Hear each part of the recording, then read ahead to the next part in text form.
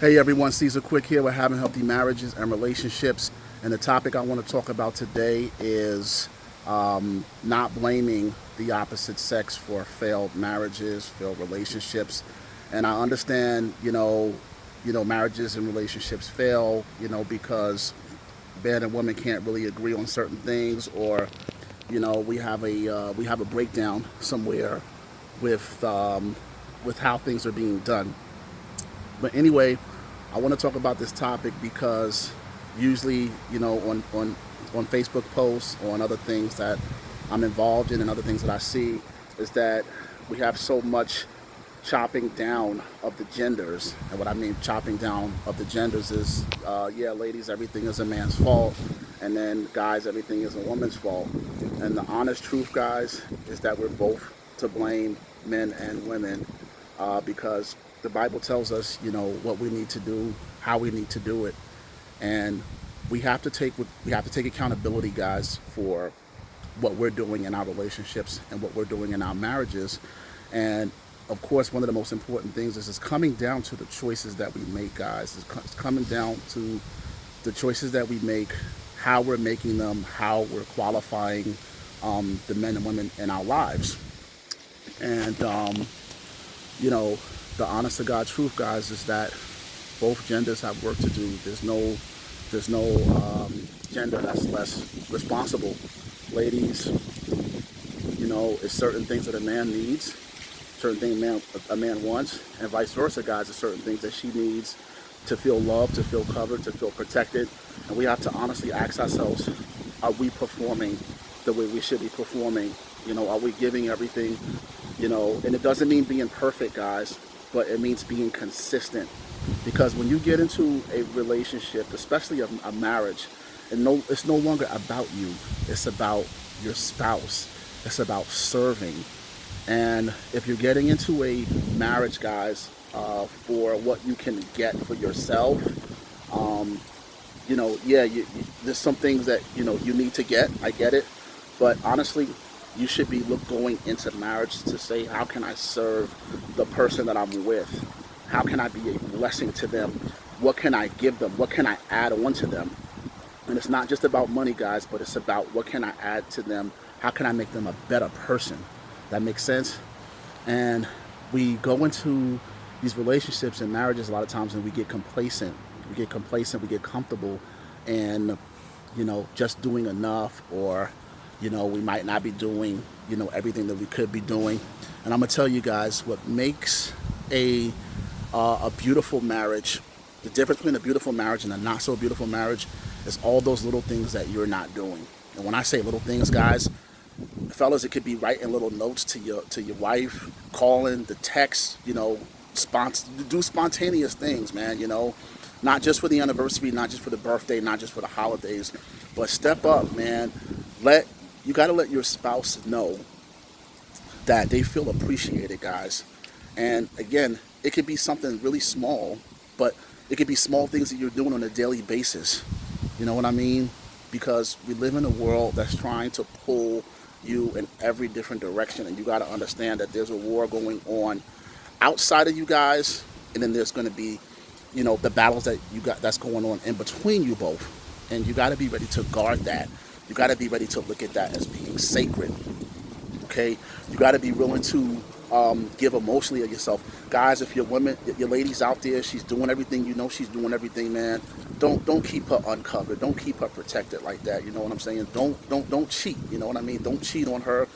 Ladies, likewise. You got to be loyal to the fellas, because there's just as many women out here, that are up and leaving, that are having affairs also. So it's no longer just the guys with that. So you got to be loyal, and you got to be faithful to that man also, because he's looking for loyalty from you. And loyalty and faithfulness are actually the same but slightly different. I'll get into that on another topic. But, when the ship goes down, guys, if it goes down, okay, because we're not wishing anything, we want your relationship to work out. We want it to thrive. We want you to take that. If you're in a relationship, you need to be looking at marriage, because, marriage should be your end game. That should be your end goal, okay? So coming back to taking accountability, guys, don't blame the opposite sex, because the truth of the matter is certain individuals, okay, that you had those bad relationships with, or your marriage didn't work out. But take inventory of, okay, what could you have done better in that? I understand, yeah, they did X, Y, B, Z. They might have cheated. They might have lied. They might have taken you for granted. I get all of that, okay? But what could you have done? Is there anything that you could have done better? Is there anything that maybe you were not giving your 100%? And then I'm not saying that you needed to be perfect.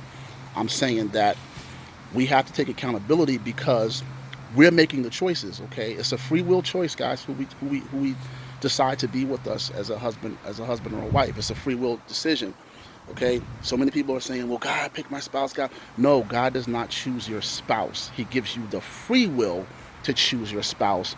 And how you do it is your free will should be connected to his divine will, meaning that you're praying, you're asking God for discernment.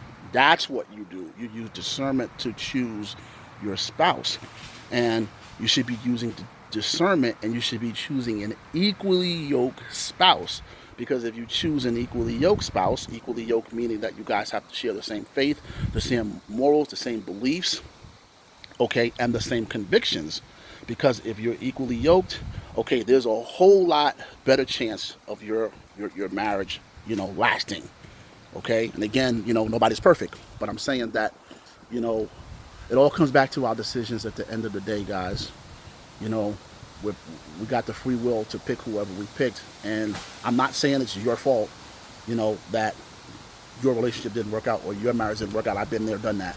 But what I'm saying is that, okay, it didn't work out. It doesn't mean that all men are bad. It doesn't mean that all women are bad. It means that, if we think about it, could we have made, yeah. And I get it, guys. Sometimes you don't see it until the mask comes off. I get it. I've been there. And honestly, that's on them, because they were deceptive. I get it. But, once you see that character, and once you marry them, God is going to hold you accountable to the marriage. Now, he's not going to hold you accountable to them, because you can't control them, but he is going to hold you accountable to the marriage, to the covenant, to the vows. Okay, now, if they break the vows, it's on them. They have to deal with God at the end of the day. So what I want to get you to see is that you give 100% to that man or woman that's in your life, okay? And if they're not giving it back, you still keep giving it. And if they leave, let them leave. You can't control that. But what I'm saying, guys, is that it's not, if you just see the opposite sex as nothing but a gender war, nothing but a gender battle, you're never going to get that relationship or that marriage that you're looking for. And that means that you got to go and dig deep down inside. Am I being selfish? Am I being egotistical? Am I being prideful? Those are the real marriage and relationship killers right there. And we got to get this stuff out of us on a daily basis. That's why you go before God. That's why you let God strip you of this stuff. Because, guys, it's so easy to have those three: the pride and the ego and the selfishness. That honestly is what kills marriages right off the bat, because it's not about you. Once you get married, it's about both of you coming together, connecting, and that's the unity that the enemy wants to destroy. Okay, so you got to look at this thing seriously. You got to look at marriages and relationships seriously, because this person is coming into your life. They're locking arms with you. They're saying, hey, I want to do this with you for a lifetime. Guys, the moment you say that is when the attacks begin. You got to understand that the attacks are going to come, but if you get before God, you get with your spouse or your spouse to be, and you understand that you guys are a team, okay, and you work together, okay? So, yeah, it's a lot of people out there, guys, that they're not the right one for you. I get it. They're not, they're not the man or woman for you, and to being able to discern that as soon as possible is going to be the key, because that right person is out there. All right, so this is Caesar Quick. Stop blaming the opposite sex. It's not the opposite sex fault. It's your individual experiences, and each one of them will be different. All right, Caesar Quick, signing off.